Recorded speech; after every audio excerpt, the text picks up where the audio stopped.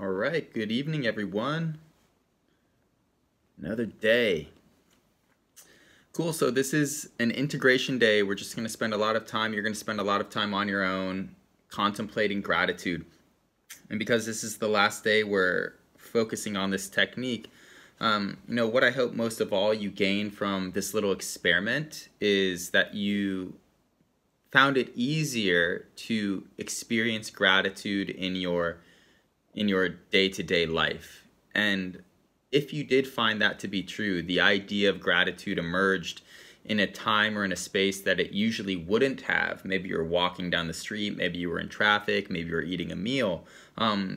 If that did occur for you, that's fairly profound, because what that means is only after 40 minutes of actively contemplating this emotion, and let's say within that 40-minute span of practice that you performed over these last 2 days, that you were distracted for 50% of that. And I think that's a fair number. And so 20 minutes of contemplating this emotion, this virtue, provoked it within you, in the following hours of your life. And so what that means is just considering an idea, considering an emotion has a fairly immediate effect on sort of your personality and the output of your individuality into the world.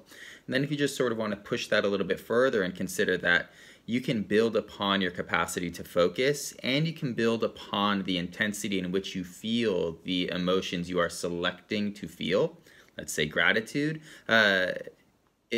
it opens up this door that allows us to imagine that we could actually reshape our personality and our responses in an extraordinarily visceral way, that you can truly become sort of abundantly gracious, abundantly grateful. And at that point, you can sort of nitpick what emotions you want to choose, what emotions you want to embody, and for whatever reason, and actually build them upon yourself or into yourself. So super, super cool stuff. And again, the evidence is if you just had this little flash of gratitude while you were eating your cereal in the morning, who knows? That is the evidence of really powerful neurological change and the potential of that.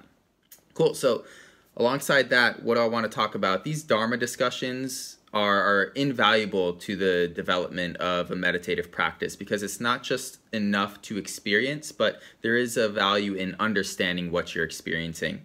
And so what we're doing with this is we are building mental fitness, not just mental health, right? But a capacity to have a truly strong mind. And that strength is determined by being able to select in whatever degree of intensity what we are focusing on. And the significance of that is we are absorbed by what we pay attention to. And I think one of the first lessons that we discover, the first truths of our inner nature that we discover when we meditate, is that we, at first, unless we take the time to meditate, really don't have that much control over what our minds are paying attention to.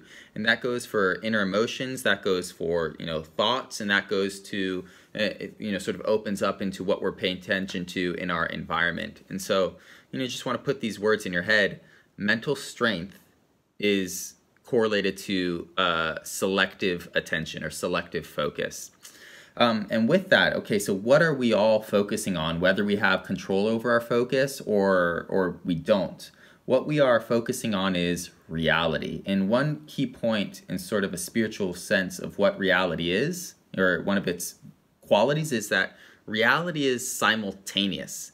Everything is arising and occurring and dissolving at the same time in the same breath. And this is one of the most potent definitions of enlightenment or nirvana I've come across.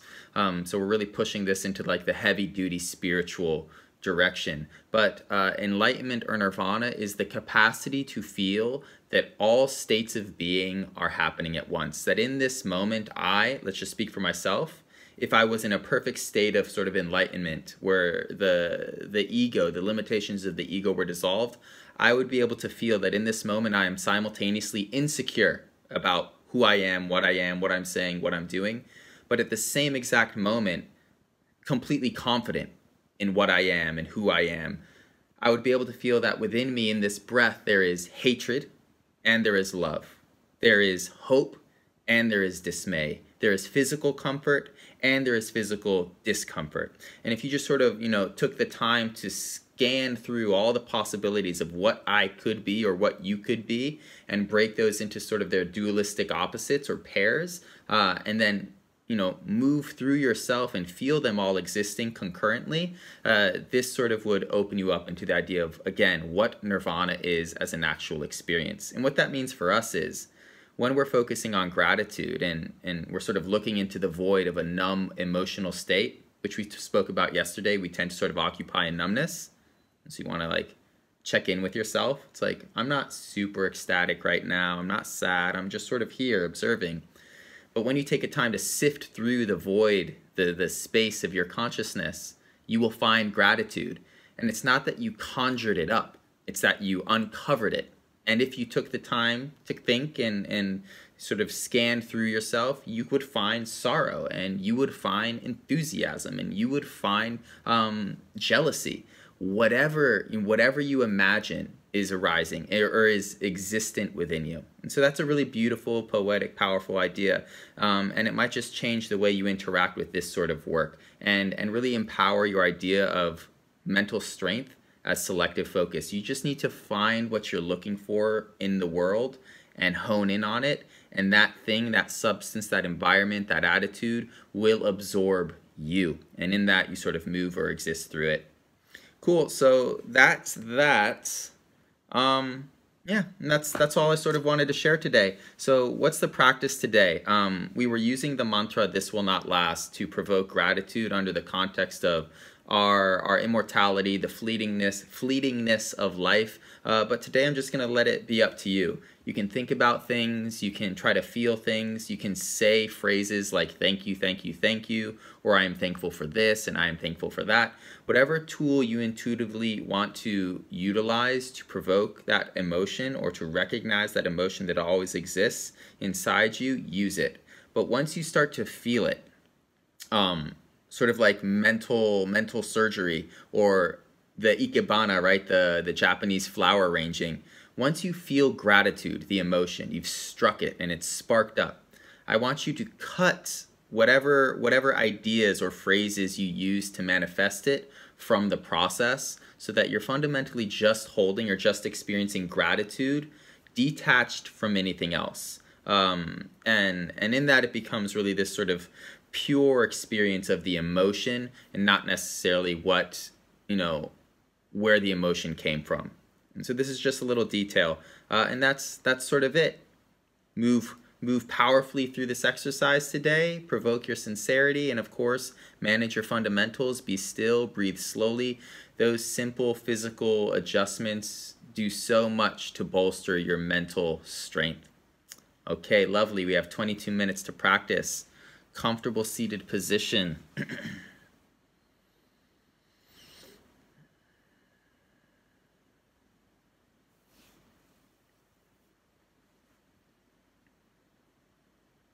Again, right away, once you assume this now familiar shape, something changes.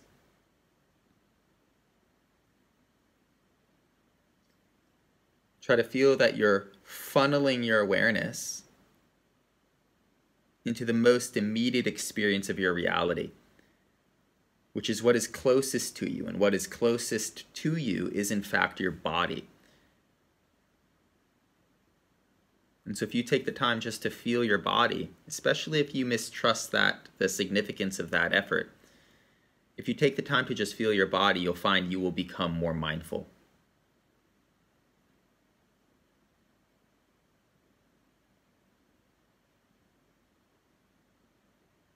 And a strange sense of completeness, wholeness, safety, stability emerges from feeling the body.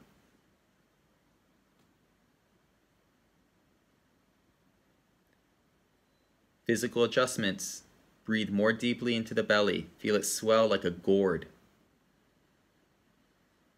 But as you exhale, endeavor to stay tall, and this will provoke wakefulness.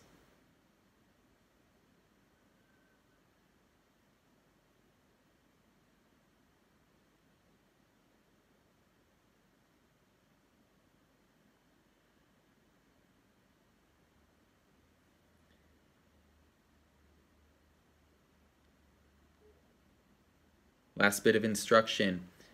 You're performing two actions.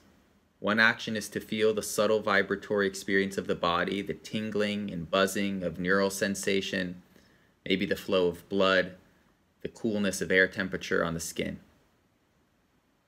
And so you're feeling. And that's pulling you deeper into immediate presence.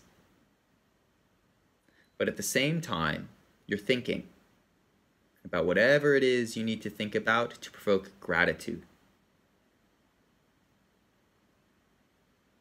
Once you feel gratitude,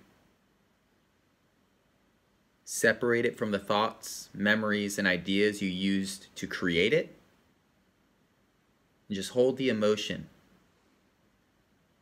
purely and independently. Feel that emotion in your body as well as in your mind.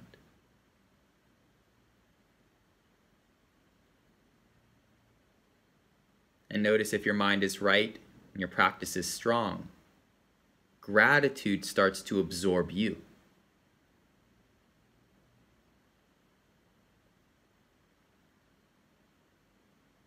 All right, excellent work, everybody. Happy you are all here. Slow down your breath one more time. And you're off.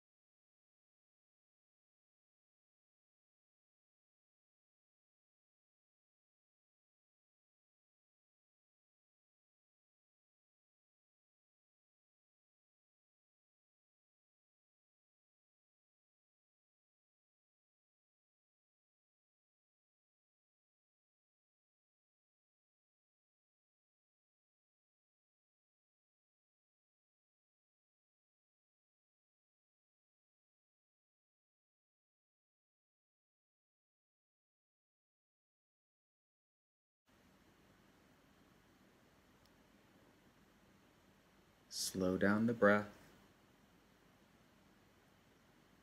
and notice the consequence.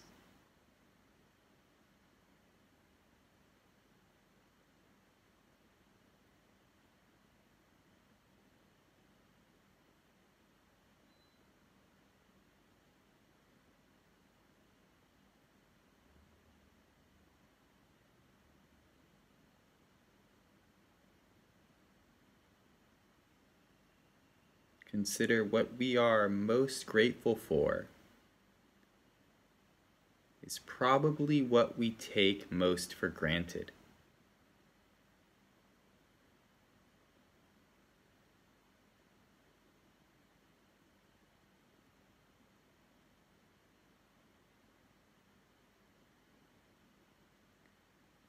If we're grateful for the blue sky, we have to be grateful for eyes to see the sky.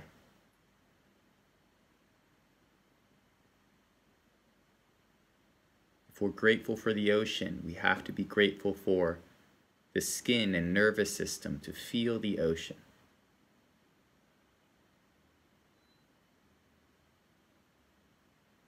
If we're thankful for family, we have to be grateful for a body that can perceive our families.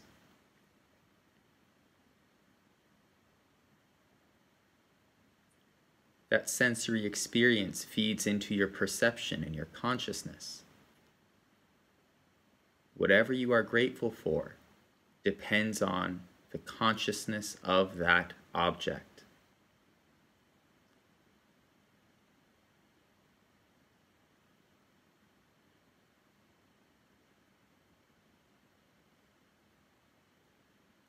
What a yogi is most grateful for, what provokes that virtuous emotion into their heart, is the fact that they are conscious.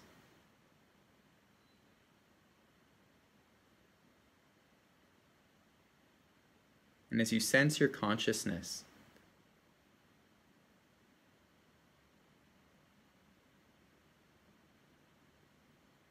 the strange game is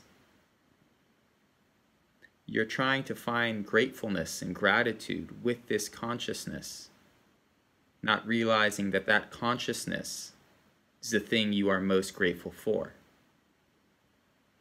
So feed the two into each other.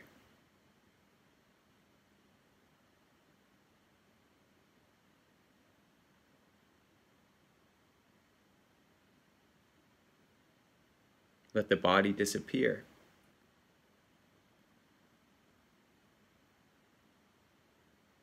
Let all the external things disappear.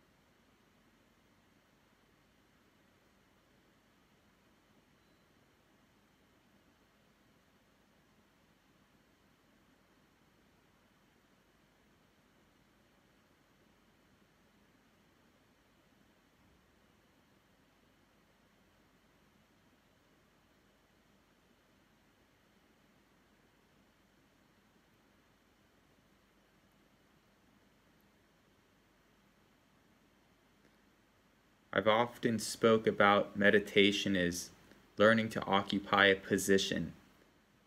This is it.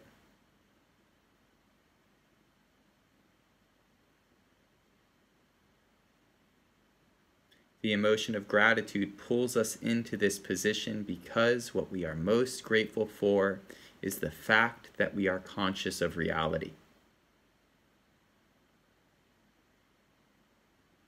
And when things are low, when things are hard, when there is illness, when there is loss, when there is suffering,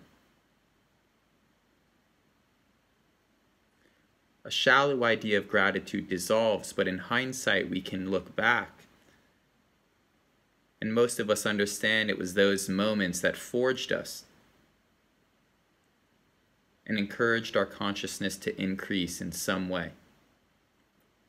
So again, in these final minutes,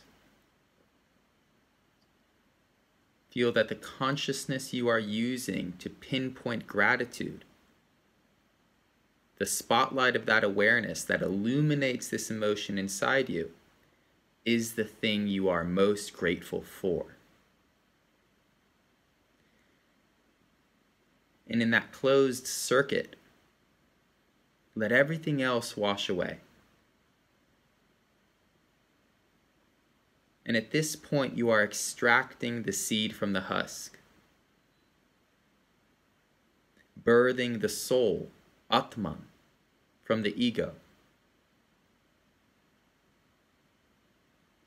At least this is how the yogis labeled it. But feel it. One more minute, slow breaths.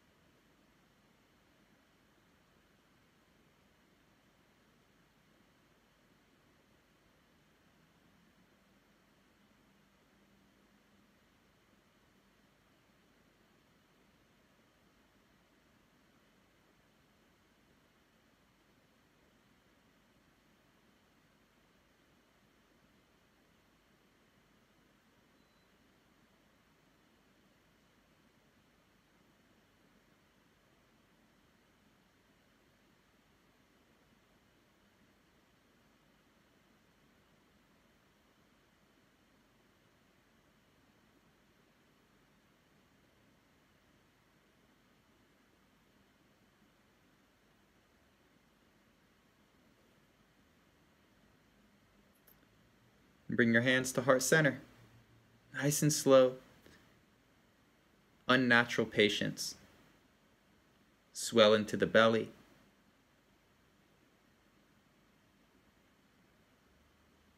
And picking up on yesterday's theme of Namaste, externalize your awareness by listening to your room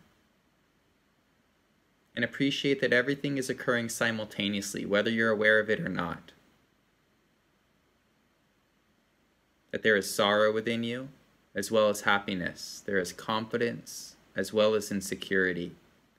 There is an abundance of patience and a yearning to stay here, but at the same time, there's dissatisfaction and an urgency to start moving again.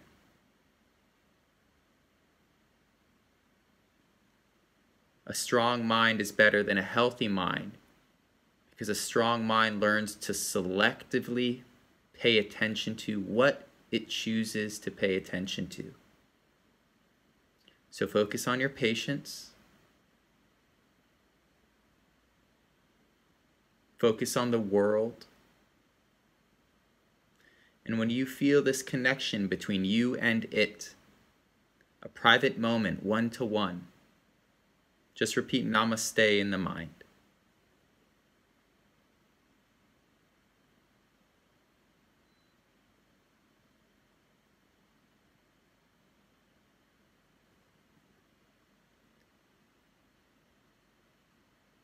And notice here simultaneity. There is sincerity, but also insincerity. A spectrum.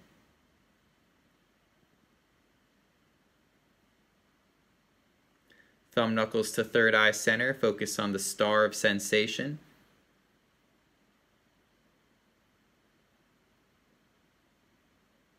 Maximum focus. Feel nothing but that little burst of nerve sensation.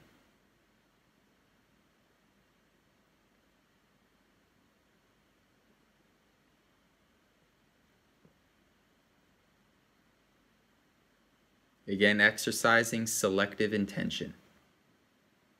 For 5, increase focus. 4, 3, 2, take a full exhale. Hold your breath with nothing in your lungs. Release your wrists to your knees. Random finger to each thumb. Selective attention. Rather than focusing on the stress or fear that naturally arises as you build CO2 in the body, focus on tingling and buzzing. Focus on gratitude. When you need to breathe in, through the nose, and again hold the breath.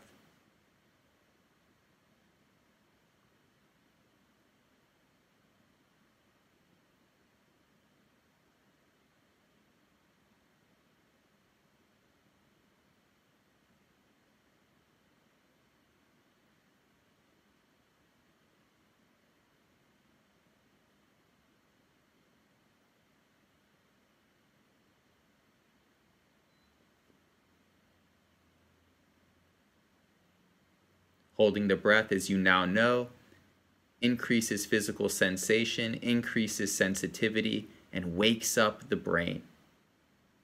Leverage that to focus more on the body and on the emotion. When you need to breathe normally, do so.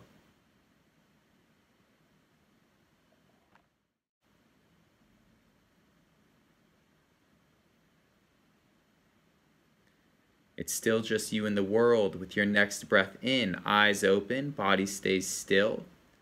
Repeat in the mind, I am still meditating.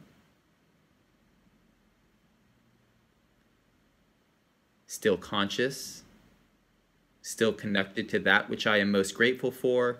And as you look out into your room, creative exercise, just say Namaste, as if you were communicating to life itself through your walls, through your possessions.